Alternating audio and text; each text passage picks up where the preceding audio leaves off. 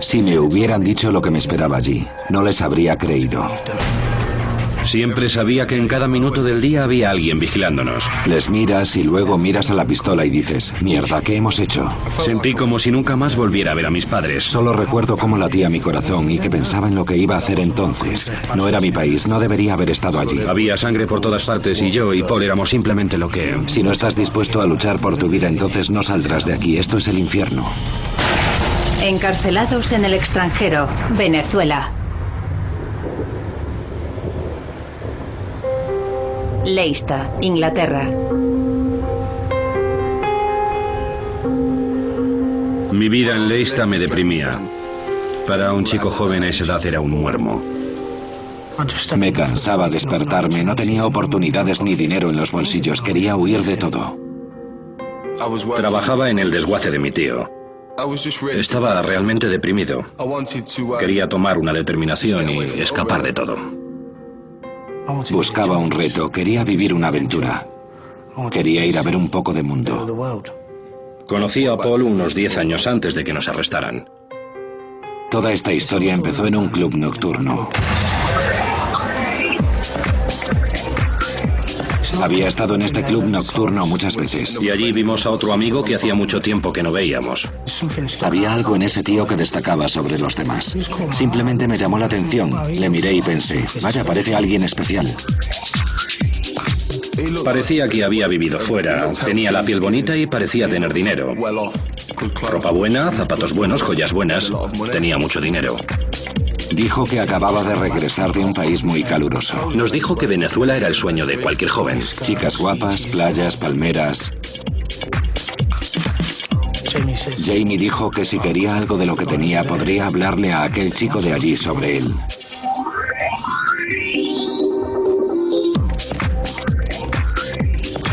Jamie nos llevó junto al chico ruso. Paul y Jean están interesados en hacer negocios contigo. Sabes, son buena gente de la zona, así que puedes confiar en ellos. El tío ruso me preguntó si había estado alguna vez en el extranjero y yo nunca había estado en el extranjero en mi vida. Me preguntó si le traería un paquete y yo le pregunté qué era. Él dijo, bueno, son drogas, pero necesito que seas honesto conmigo y me digas que puedes hacerlo. Yo confiaré en ti. Y le dijimos, bueno, ¿qué ofreces a cambio?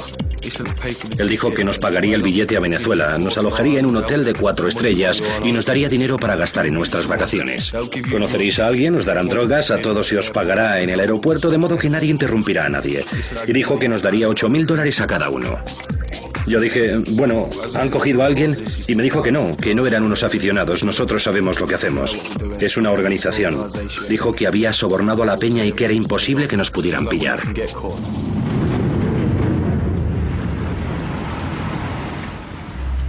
Me estaban ofreciendo la oportunidad de salir y hacer algo con mi vida. Aunque era arriesgado, solo tenía que hacerlo una vez. Eso es lo que decíamos. Lo haríamos, pero solo lo haríamos una vez. Solo un golpe, cogeríamos el dinero y solo sería eso, el verdadero comienzo de nuestra vida. Sentía que no arriesgaba nada. No tenía nada que perder. Me ofrecían un trato bastante convencional para mí. Aquel dinero extra le facilitaría las cosas a mi familia. Puedo hacerlo. Me repetía a mí mismo que podía hacerlo. Podía lograrlo. Por lo que a mí respecta, éramos unos críos ingenuos. Éramos unos ingenuos. El tío quería hacerlo rápido. Quería ponerlo todo en marcha lo antes posible. En una semana todo estaba preparado. Por la mañana, llamaron a la puerta. Y era Jamie. Coged vuestro equipaje, chicos, nos vamos todos al aeropuerto y solo lo supimos en aquel momento, así fue. Nos miramos el uno al otro lo suficiente como para saber que teníamos que hacerlo entonces. En el coche recuerdo que hacía frío, que llovía. Era horrible en la autopista. Recuerdo que llovía sobre el salpicadero y solo pensaba en salir de ese tiempo horrible. Voy a descansar de todo esto.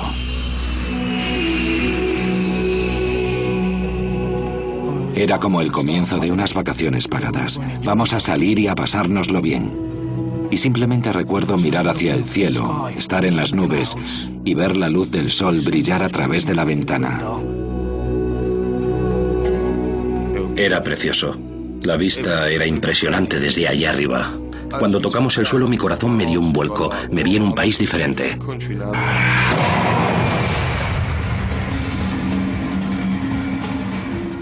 Tan pronto sales del aeropuerto te das de narices contra el calor. No podía respirar a causa del cambio de clima y no estaba preparado para ello. Todo lo que recuerdo es que el calor era muy intenso. Te quedabas sin aliento. Paul y yo desentonábamos. Todo parecía limpio, todo era nuevo. Los dedos se le salían de los zapatos. Era un mundo completamente diferente. Y hay palmeras, están ahí, colegas, son auténticas. Sabes, nunca había visto una palmera en mi vida y ahora las estoy viendo y pienso, sí, era un hotel caro. Este tío se había gastado una pasta, era todo muy profesional. Un lugar muy bonito, 4 estrellas, balcón, de todo. Los suelos de mármol y las grandes columnas y los 3, 4, 5 pisos. Y el agua de la piscina de un azul cristalino. Estábamos a gusto porque pensábamos que ese tipo había invertido una buena cantidad en esto. Y no es algo de los barrios pobres, todavía parecía positivo. Me sentía libre. Sentía como si mi vida estuviera empezando, eso es lo que me parecía. Era la primera sensación de libertad que había sentido.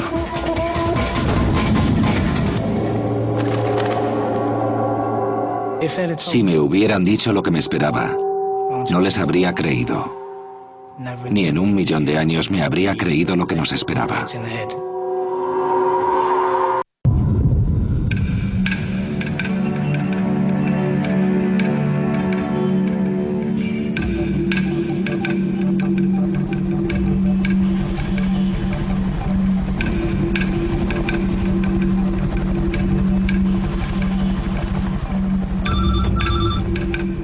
El primer contacto que tuvimos fue en nuestro segundo día de estancia en el hotel. Recibimos una llamada y nos dijeron que un tipo nos esperaría fuera del hotel. Paul estaba tan asustado como yo. Sabíamos que teníamos que seguir adelante con el trato. A partir de entonces ya no había vuelta atrás.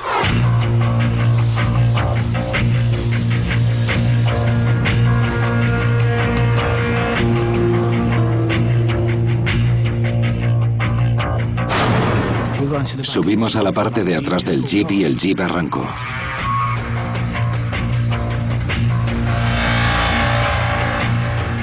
Se entreveía que llevaban algo en la parte trasera, aparte de las armas. Nunca antes había visto a nadie llevar un arma. ¿Sabes? Los miras y miras al arma y piensas, mierda, esto va en serio. Este tío me estaba levantando el brazo y pensaba en lo que hacía, y resulta que estaba tomando las medidas. Dijeron que necesitaban medir la anchura del pecho, la anchura de las caderas y la longitud del pecho hasta la parte de abajo del estómago. Luego les preguntamos para qué y ellos dijeron, bueno, necesitáis chalecos antibalas para meter cosas dentro. Y dijimos, bueno, ¿eso no se verá? Y contestaron, no, estaréis bien, llevaréis una camisa y no lo verá nadie. Nos dijeron que nos llamarían pronto, nos llevarían a un apartamento, nos pondrían las drogas encima y nos llevarían al aeropuerto. Y entonces fue cuando supimos lo que era esto. Ese fue el día que estábamos esperando. Y fue entonces cuando Paul y yo llegamos a la conclusión de que teníamos que disfrutar con lo que teníamos entonces y seguir adelante con ello.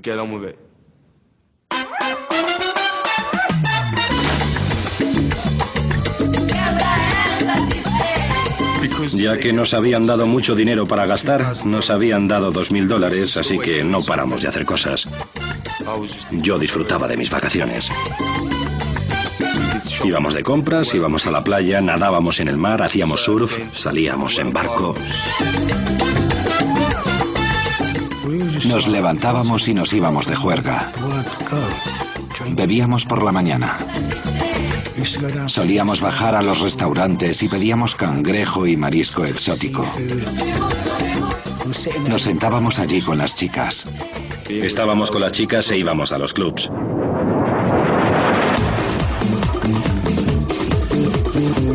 No éramos como un grupo de jóvenes amigos que se tiran cerveza por encima y cosas así. Las mujeres estaban de pie con sus copas de champán vestidas con elegantes vestidos brillantes. Todo en sí era una escena diferente.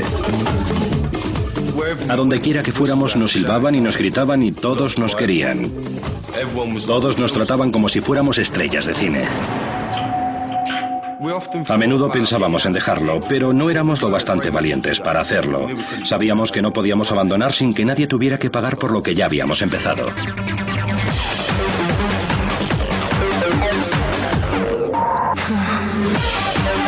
Un tío holandés, Jimmy, nos ofreció cocaína. Había fumado marihuana antes, pero nunca cocaína. Hasta entonces no había probado la cocaína y no sabía cuánta tomar. Simplemente empecé a enloquecer.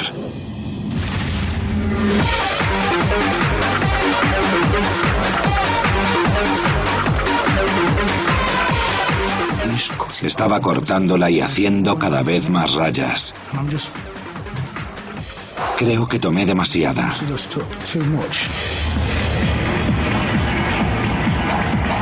Sentía como mi corazón se aceleraba y todo se volvía negro. Y tuvo un ataque. Su corazón estaba latiendo demasiado rápido. No podía respirar y sudaba y se puso blanco. Y yo le abofeteé e intenté despertarle. No conseguía verle porque tenía la visión borrosa. Le eché un poco de agua y le dije, vamos, Paul, ¿qué pasa? Sentía cómo se encogía mi pecho y empecé a sentir pánico y pensé que iba a morir. Me asustó. Pensé que iba a perderle. Al final pensé que se acababa y le llevé al hospital. Hacía mucho calor. Mi cabeza me estallaba. Podía sentir los latidos del corazón en mi cabeza. Lo cogí y lo metí en el asiento trasero de un taxi. Y le dije al conductor que nos llevara a un hospital. Dios, voy a morir. ¿Qué era esa mierda que había tomado? Pensé que Paul iba a morir. Voy a morir, me sentía fatal y me entró el pánico. Empezó a entrarme pánico. Y le llevé al hospital y conseguí que le viera un médico. Me pusieron una inyección para calmarme. Estaba en el hospital pensando qué tontería había hecho.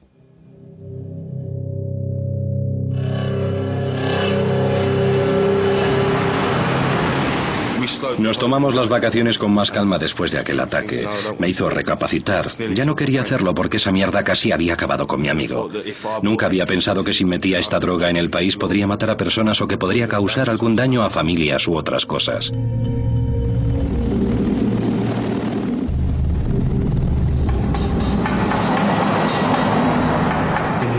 Era como una cuenta atrás, ¿sabes? Dios, está ocurriendo ahora, está ocurriendo. Recuerdo que al estar en el hotel, oía el bullicio de la calle.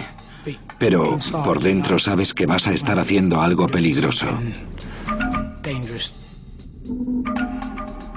Me había metido en un chanchullo del que no podría salir. Y entonces me arrepentí de todo.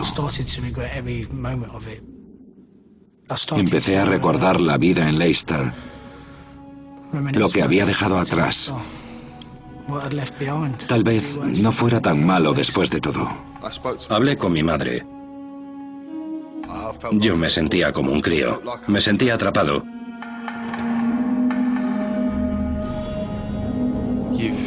Te has metido tú solo en ese lío, así que ahora apechuga con ello y sal tú solo. Tienes que salir tú solo. Nadie te ayudará. Apáñatelas como puedas.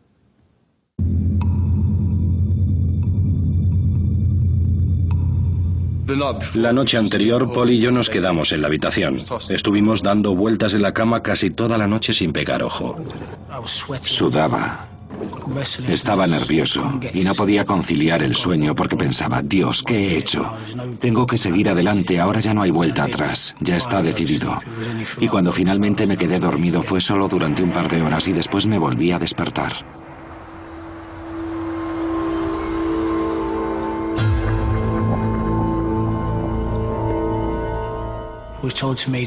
Nos dijeron que nos reuniéramos con ellos fuera. Recuerdo que dejamos la playa atrás. Y luego regresamos conduciendo a Caracas.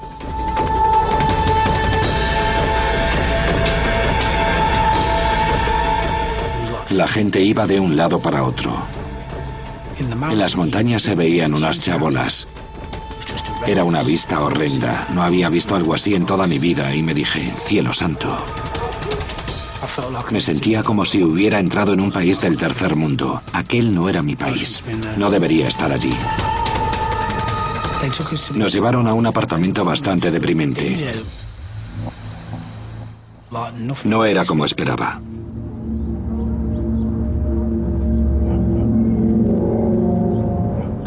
Recuerdo que ellos estaban comiendo y yo pensaba, ¿qué estáis comiendo? El glamour asociado con las estrellas del pop. Tú lo asocias con la cocaína, luego miras el apartamento y allí no hay nada de glamour. Era la parte de mi vida que más miedo me daba y que yo nunca había experimentado. No entendía sobre qué hablaban, no entendía lo que querían, no entendía cuáles serían sus próximos movimientos. Éramos unas simples marionetas. No es la clase de gente con la que pudiera discutir. La única opción era obedecerles.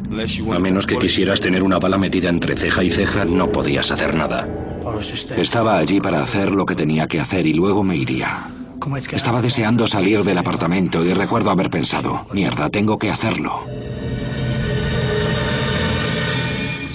Los dos tipos me dijeron que entrara en la habitación y me quedé allí y tuve que quitarme la camisa. Él sacó un chaleco y recuerdo que pesaba mucho y cuando me lo puso a la espalda era como... Estaba de pie con los brazos abiertos y me pusieron la chaqueta y sentí un gran peso sobre los hombros. Sabía que en la chaqueta había bastante más de lo que el tipo ruso nos había enviado a recoger. Habían subido los cordones hacia arriba y nos habían cosido los hombros y lo hicieron de modo que estuviera más apretado alrededor del estómago. Era casi imposible que yo mismo me pudiera quitar el chaleco. Recuerdo haber pensado, aquí vienes a que te equipen. Recuerdo haber pensado que antes que yo aquí había venido más gente. Pero ahora sabía que lo iba a ver por mí mismo. Me miré en el espejo y luego pensé, ¿dónde me he metido? Pero ahora ya lo llevaba a cuestas, me lo habían cosido. Me habían pagado las vacaciones.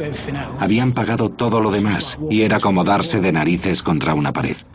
Y ahora no había otra salida, solo podía seguir adelante. Era así, estaba allí. Y esperamos hasta que la señora diera luz verde. De acuerdo, vamos. Y luego nos llevaron hasta el taxi, pagaron al tío y se fueron. Esa fue la última vez que les vimos. Si te soy sincero, era como si llevara puesta una camisa de fuerza. No puedes quitártela y está sujeta a ti con una correa y sientes como los paquetes se te clavan en los costados y solo quieres quitártelo tan rápido como sea posible. Recuerdo que Jim se dio la vuelta y me dijo, esto apesta. Tenía miedo de que la gente la oliera. Tenía miedo de que hubiera gente vigilándonos de camino al aeropuerto. Estaba completamente paranoico.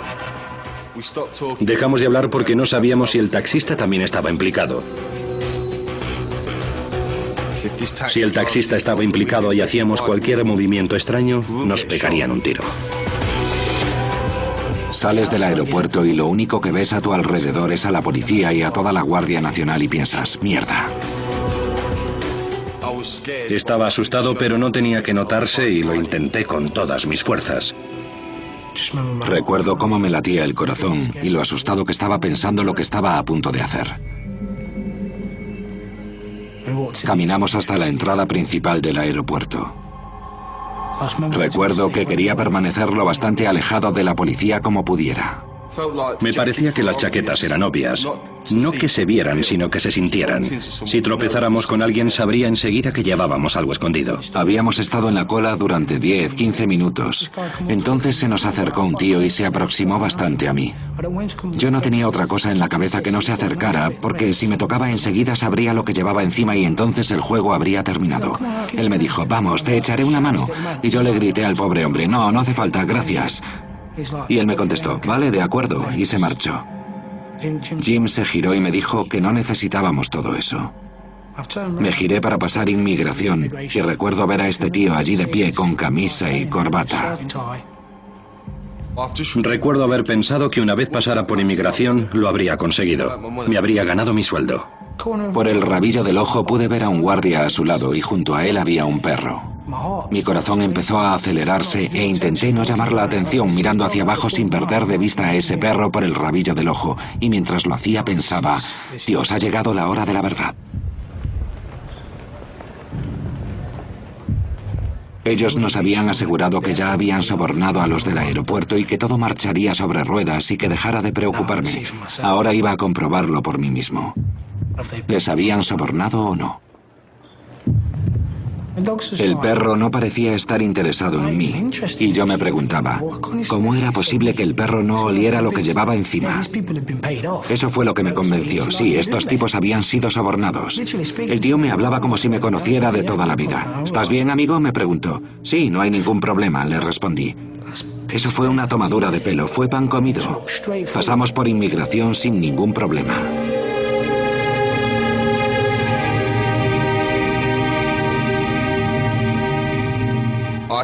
Estaba convencido de que lo habíamos conseguido. Creí que había pasado por la puerta y que estaba allí sentado mirando a Paul y pensando, sí, lo hemos conseguido, se acabó. Estaba tan convencido que me quedé dormido. Me quedé dormido sobre el hombro de Jim.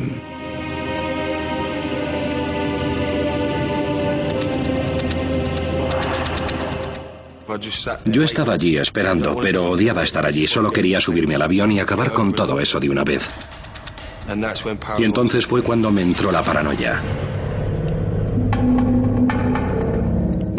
Estábamos allí sentados y todo el mundo nos miraba, a Paul y a mí. Había dos tipos que nos estaban mirando de forma extraña. Pensé que sabían que llevábamos algo encima. Paul se quedó dormido y se apoyó sobre mi hombro y yo le empujé para decirle que aquellos tipos nos estaban vigilando. Y se puso cada vez más nervioso. No, esto no me gusta nada. Cierra el pico. Cálmate, relájate. Estamos llamando la atención. Pero debía haber estado engañándome, sentado allí mirando. Sabía que ellos nos estaban vigilando. Pensé, venga, vamos a deshacernos de todo esto. Venga, vamos al servicio y deshagámonos de ella. No podía ir a los servicios y deshacerme de la droga porque estaba cosida a mí. ¿Cómo voy a deshacerme de la droga? Veía cómo se ponía nervioso y al verle me puse paranoico y aún más nervioso. Estábamos allí los dos sentados pensando, mierda, nos están vigilando. Entonces anunciaron el embarque de nuestro vuelo con destino a Inglaterra.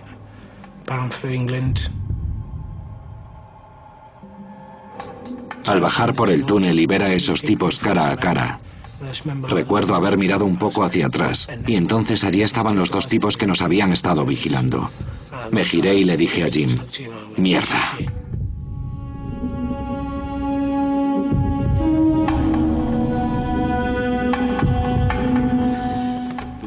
El túnel parecía que se hacía cada vez más largo y me concentré en pasar por delante de ellos, sin llamar su atención, sin que nos vigilara.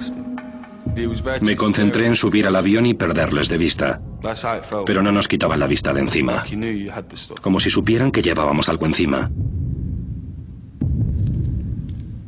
Llegamos justo a la puerta y me pidieron que levantase los brazos de este modo y me cachearon por los costados.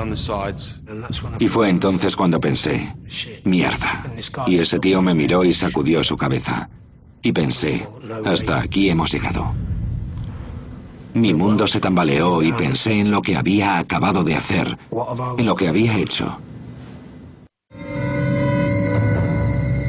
Y nos llevaron a Jim y a mí a una sala muy pequeña.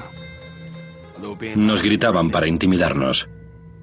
Era bastante aterrador no saber lo que nos estaban diciendo, no sabías lo que estaba pasando. Fue entonces cuando empecé a darme cuenta de que no íbamos a salir pronto de esa sala, ni mucho menos.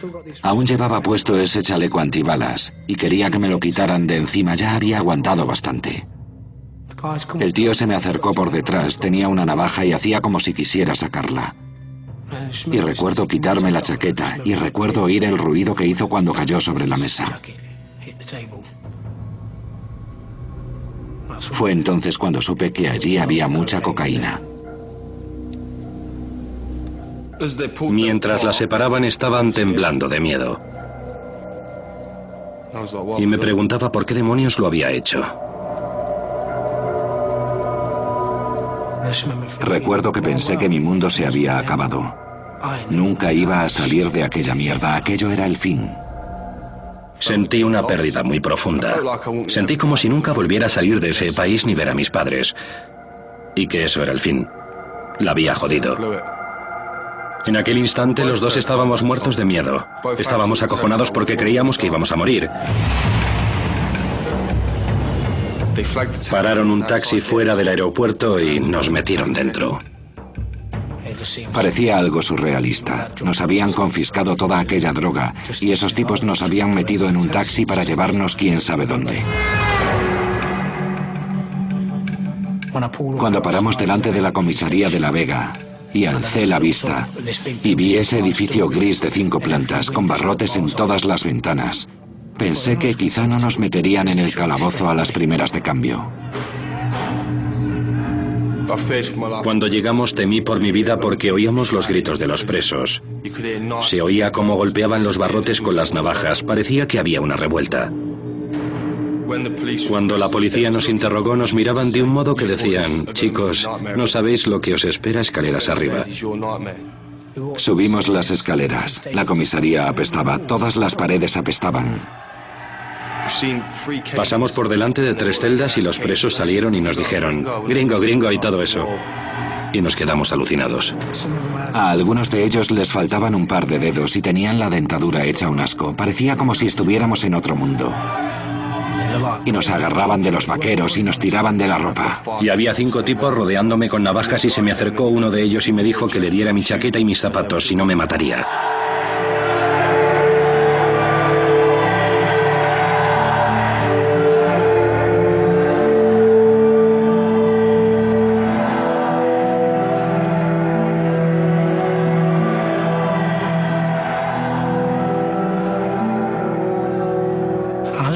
Solo tenía ganas de echarme a llorar, pero no podía. No podía porque no quería que me vieran llorando.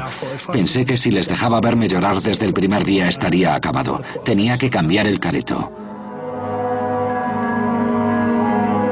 A 11.265 kilómetros de distancia de mi casa, mi madre no estaba allí para ayudarme.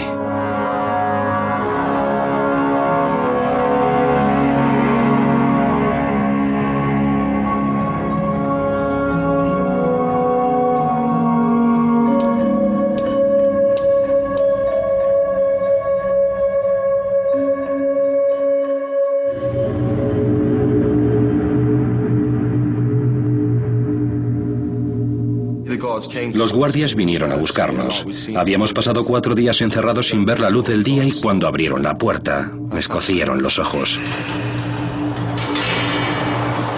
Nos llevaron a un cuarto y cuando entramos lo primero que vimos fue un montón de cámaras que nos estaban filmando. James Miles y Paul Losby fueron arrestados en el aeropuerto de Caracas con 10 kilos de cocaína atada al pecho. Miré a Jim. Quería taparme la cara porque pensaba que mi madre iba a verlo. Fueron arrestados cuando estaban a punto de embarcar en un avión con destino a Londres. Según su declaración, fueron obligados a hacerlo por los señores de la droga. Ese tipo nos apuntó con una pistola en la cabeza. Ese tipo iba a dispararme. Nosotros no hemos hecho nada malo. Nosotros solo habíamos venido de vacaciones. Toda mi familia, toda la gente que conozco iban a verlo y no podía impedirlo. Conseguí hablar con mis padres 1 semana y media después de que me arrestaran en el aeropuerto. Mi madre me dijo que me quería y le restó importancia al asunto, siempre sería su hijo. Y esa fue la primera vez que lloré después de hablar con mi madre. Volví a la celda y me puse a llorar. Le confesé a mi madre lo arrepentido que estaba. No sabía lo que había hecho. No sé por qué les dejé, por qué dejé a mi madre o la vida que llevaba allí.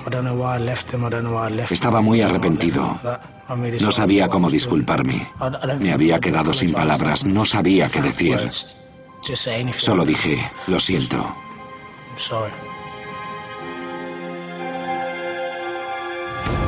Comisaría de Policía La Vega, Caracas.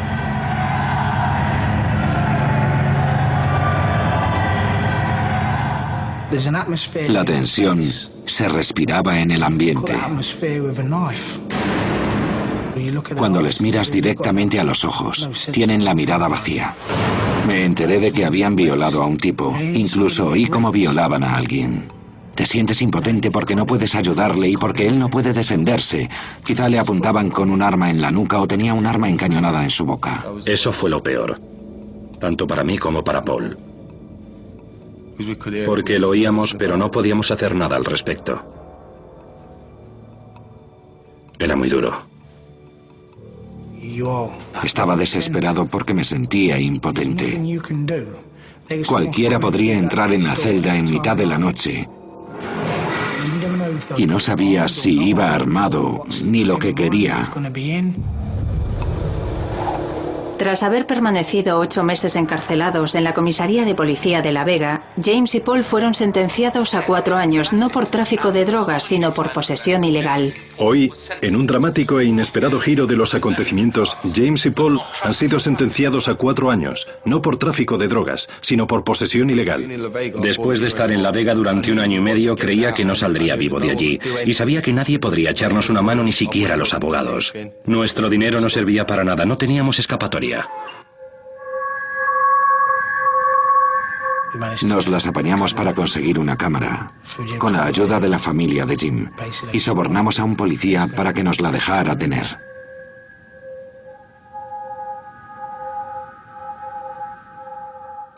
En las imágenes veo un tipo que necesita ayuda.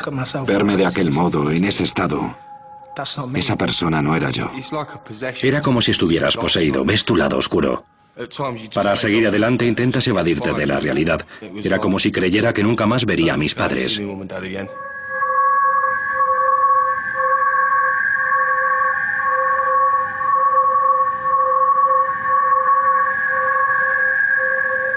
A petición del gobierno británico, Paul y James fueron retenidos en la cárcel de la comisaría en lugar de ser encarcelados en una prisión estatal, por su propia seguridad. El gobierno británico creía que nos estaba protegiendo, pero Paul y yo sabíamos que corríamos más peligro allí que en una prisión de máxima seguridad. Me lo habían advertido muchas veces, que no te enchironen, tío. Se matan los unos a los otros. En la cárcel puedes comprar granadas y conseguir armas. Cuando estás en la comisaría no sabes si creértelo o no. Pero aún así, sentía como si me estuviera pudriendo. Prefería bajar a luchar y correr peligro en lugar de pudrirme en ese agujero. Tras 2 años y medio en la celda de la comisaría de La Vega, James y Paul fueron trasladados a una prisión estatal. Nos sacaron de la comisaría y nos metieron en la parte trasera del jeep de la Guardia Nacional. Solo puedes ver como un perímetro de vallas y guardias de pie en las torretas. Y te da la impresión de que es como si fuera algo que has visto en una película. Los guardianes tienen la misión de vigilar el perímetro. Los presos son los que dirigen la cárcel. Cuando entras ves a tipos con la cara desfigurada sin miembros y después de eso ves todas las armas y las granadas que circulan por allí. Era 10 veces peor que el infierno. Vi a un tipo que conocí en la comisaría y me dijo, ¿recuerdas cómo estábamos en la comisaría y todo eso? Y yo le respondí, sí. Y él me dijo, pues olvídalo porque aquí no es como allí. Me dijo que allí tenía que luchar por mi vida y que si no estaba dispuesto a hacerlo entonces nunca saldría de allí. Era el infierno. Era aterrador porque era completamente diferente y encima éramos los únicos ingleses que había allí.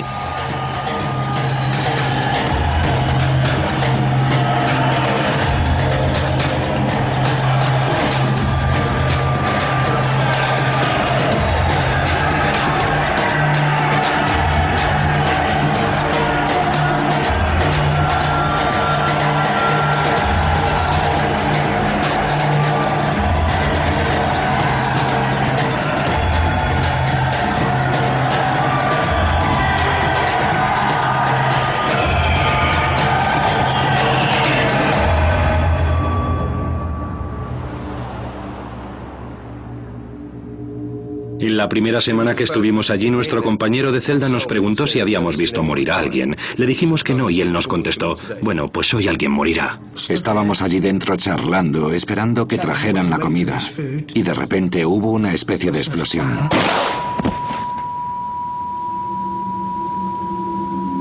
Fue como un zumbido en los oídos y entonces me giré y vi a ese tío tirado en el suelo. Le habían disparado en la cabeza y sus sesos estaban esparcidos por todas partes. Todo estaba cubierto de sangre. Paul y yo nos preguntamos qué demonios había pasado. No podíamos dar crédito. Solo llevaba allí 2 días y le habían disparado a un tío delante de mis narices y sus sesos estaban esparcidos por el suelo. Y lo peor es que para ellos era algo bastante normal porque ocurría a diario en la cárcel. 3, 4 o 5 personas eran asesinadas cada semana. Y todo por el poder y la posesión. ¿Quién tiene más drogas? ¿Quién tiene más armamento? ¿Quién tiene más balas? ¿Quién tiene más granadas?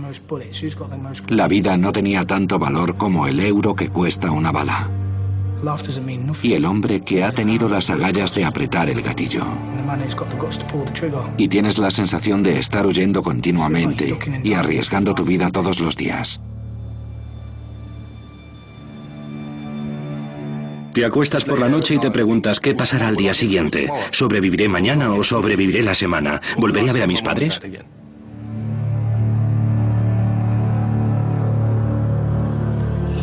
Estábamos viviendo en su sociedad, en su mundo, con sus reglas y sus leyes, donde la moral no tiene cabida.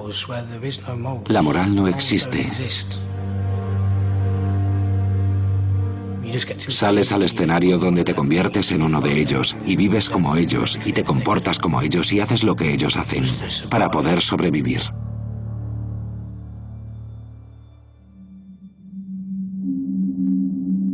Tras haber cumplido 3 años y medio de los 4 de su sentencia, James y Paul esperaban recibir noticias sobre su puesta en libertad. Habíamos estado allí encerrados durante 4 años y medio y un día los de la embajada nos visitaron y nos trajeron dinero y cartas de nuestras familias. Se pasaba por allí para poner a la gente al corriente sobre sus sentencias y sobre los casos. El nombre de Jim y el mío fueron los primeros en ser nombrados. Creíamos que obtendríamos algún beneficio y que estábamos a punto de salir de allí. Jackie de la embajada estaba allí y nos dijo que la fiscal no estaba contenta con nuestra apelación y que parecía que nos enfrentábamos a una condena de 10 años. Y Paul y yo nos desmoronamos. Creía que estaba a punto de estallar. Literalmente era como si nos hubieran cerrado la puerta de golpe. Quería disparar a discreción a todas las personas que se encontraban en aquella sala. Creía que nunca saldría de aquel maldito agujero. Aquello fue la gota que colmó el vaso. Pensé que la embajada británica me había sentenciado 10 años, pues a la mierda con los ingleses. Seré venezolano. Podría decir que a partir de entonces fui venezolano y actué y viví como un venezolano. 3 tipos se acercaron a mí con un arma y me preguntaron si quería ir con ellos. Les pregunté que qué iban a hacer. Ellos me contestaron que jugara a la ruleta rusa con las pistolas, que iban a disparar a diestro y siniestro, iban a meterse en líos. Y les dije, vale, aquí estamos esperando. Y un día me dieron una 9 milímetros. Y pensé que me daría una vuelta por la cárcel con ella, para enseñársela a todos, para que supieran que tenía un arma y que quería usarla. Quería vivir mi vida de ese modo. Salí afuera y lo vi allí dando vueltas con una cara de loco que no veas. Con los brazos cruzados, mirando fijamente la 9 milímetros, y estaba paseando dando vueltas sin parar. Caminé hacia donde él estaba y le dije, ¿qué pasa? ¿No lo ves? Quería llorar, pero no podía. ¿Qué pasa? Ahora verán esos. Conmigo no se juega. Ya he aguantado bastante. Si alguien se mete conmigo, ellos se lo habrán buscado.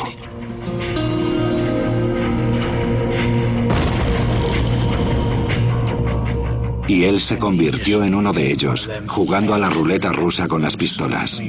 Es decir, ¿qué clase de desalmado hace esa clase de cosas? Los tipos esos querían jugar a la ruleta rusa. Me preguntaron si alguna vez había jugado y yo les respondí que no. Nunca lo había hecho. Y me fui a hacer clic. Me tocó el turno de hacerlo, pero esa vez no salió ninguna bala. El tercer tipo también había apretado el gatillo. Y había un tipo que no formaba parte de la banda y uno de los tipos se le acercó e hizo así.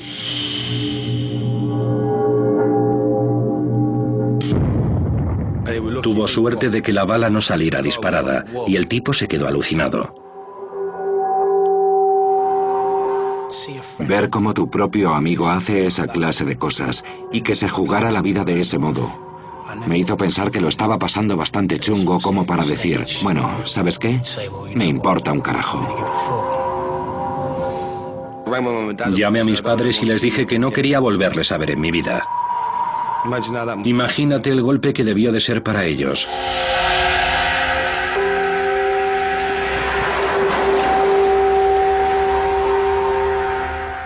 Tenía la autoestima por los suelos. Ya no era necesario seguir viviendo. Quería poner fin a todo esto. ¿Qué estás haciendo, tío? ¿Qué voy a hacer si no estás aquí conmigo? ¿Qué voy a hacer si te vas?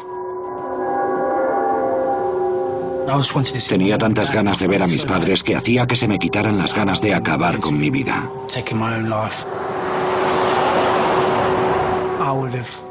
Habría hecho lo que fuera, con tal de volver a casa y ver a mi familia y amigos.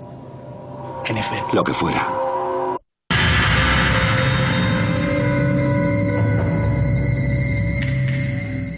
Era sábado y todo el mundo estaba gritando: ¡ha llegado la juez! ¡Ha llegado la juez! Había llegado la juez para liberar a 2 presos. Así que cogimos todos nuestros papeles. Y Jim y yo pensamos en probar suerte y preguntamos si podíamos ver a la juez. Ella se giró y dijo: si tenéis vuestras credenciales, si tenéis todo lo que necesitáis, sí, os dejaremos libres. Paul y yo nos quedamos sin palabras. Y luego ella dijo: vale, podéis iros, pero tenéis que encontrar un trabajo y acudir a trabajar todos los días. Durante la semana volveréis a la cárcel a dormir hasta el año 2007. Tan pronto nos dejaron en libertad, lo único que podía pensar era en fugarnos. De ningún modo me iba a quedar allí después de haber cumplido 5 años.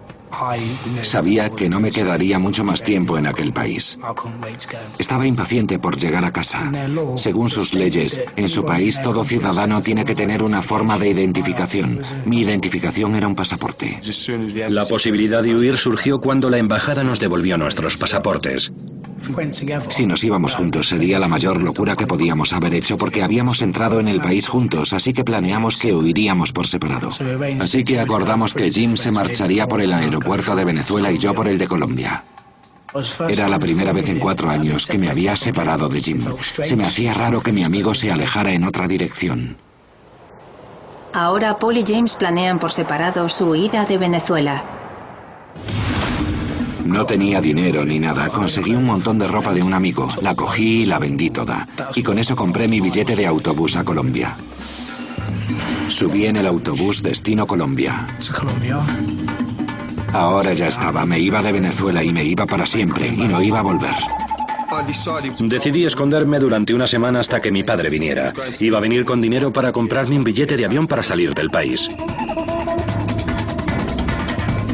Su vuelo se canceló y vino una semana más tarde. Así que tuve que esconderme una semana más hasta que viniera mi padre. Y me escondí delante de la comisaría porque no miran delante de sus narices. Me estaban buscando, pero no daban conmigo. Cuando llegamos a la frontera colombiana no quería pasar por inmigración, no quería llamar la atención. Inspeccionaban a todo el mundo. De haberme pillado me habrían enviado de vuelta a la cárcel 6 años más. Ese era el riesgo que corría intentando volver a mi país. Por alguna razón desconocida, el conductor pasó directo. Ni siquiera le detuvieron y tampoco le dijeron nada, nada de nada. Cuando llegué al otro lado de la frontera llamé a mi madre y le dije: mamá, lo he conseguido, estoy en Colombia. Y le dije que necesitaba que me enviara algo de dinero. Me reuní con mi padre en el aeropuerto y allí me dio el dinero que había traído. Mi padre se fue aquella misma noche y me pidió que le llamara por la mañana y me pidió que me asegurara que comprara un billete a Colombia y le prometí que lo haría. Cuando llegué a la oficina de Western Union en Colombia, mi madre me había enviado unas 1.800 libras, que en pesos colombianos era algo como un buen fajo. Y desde allí me fui directo a una agencia de viajes, todo en el mismo día. Un vuelo a Inglaterra, por favor. Aún en Venezuela, James compró un billete a Inglaterra vía Colombia. Aeropuerto Maiquetía, Caracas, Venezuela. Me fui camino al aeropuerto y eso fue mucho más terrorífico que cuando me senté allí con las drogas. Si un policía me hubiera descubierto en el aeropuerto, creo que hubiera intentado cargármelo. O si no, él me hubiera tenido que matar porque no estaba dispuesto a volver a la cárcel. Aeropuerto El Dorado, Bogotá, Colombia. Pensé: Dios mío, tengo que pasar por esto otra vez. Y este aeropuerto es 5 veces más grande. Estoy en Bogotá, Colombia. Su control de inmigración tiene que ser muy estricto. Tenía que echarle coraje.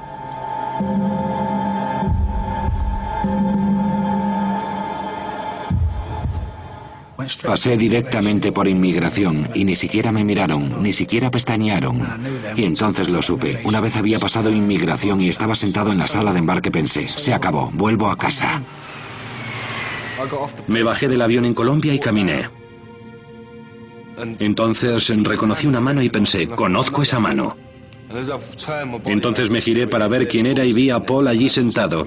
Y nos miramos el uno al otro y dijimos, lo hemos conseguido, tío, somos libres, nos vamos a casa. Nos abrazamos y dijimos, nos vamos a casa. Ya está, se acabó. Y así fue. Aquella fue la luz al final del túnel. Nos esperaba un avión para volver a casa. Mi pesadilla había terminado. Me iba a casa con mi madre. Paul vive en Leicester, donde trabaja como carpintero. Tiene 3 hijos con una mujer colombiana que le visitó mientras estuvo en la cárcel en Venezuela. Ya no me siento culpable por lo que hice, porque he regresado y llevo 6 años en Inglaterra y las cosas han cambiado. Soy como todos los demás, todos cometemos errores. Solo tienes que enmendarlos y seguir por el buen camino. Y hacer que tus padres se sientan orgullosos de ti y que la gente que te quiere también se sienta orgullosa de ti, porque al fin y al cabo ellos son los que de verdad importan. James trabaja en el departamento de tráfico del ayuntamiento de Leicester. Está casado y tiene un hijo pequeño.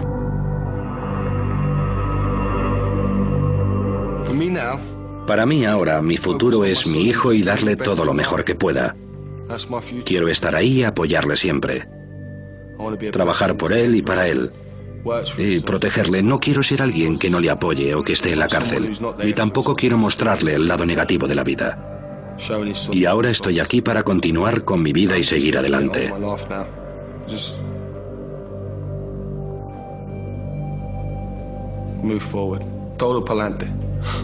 Hacia adelante.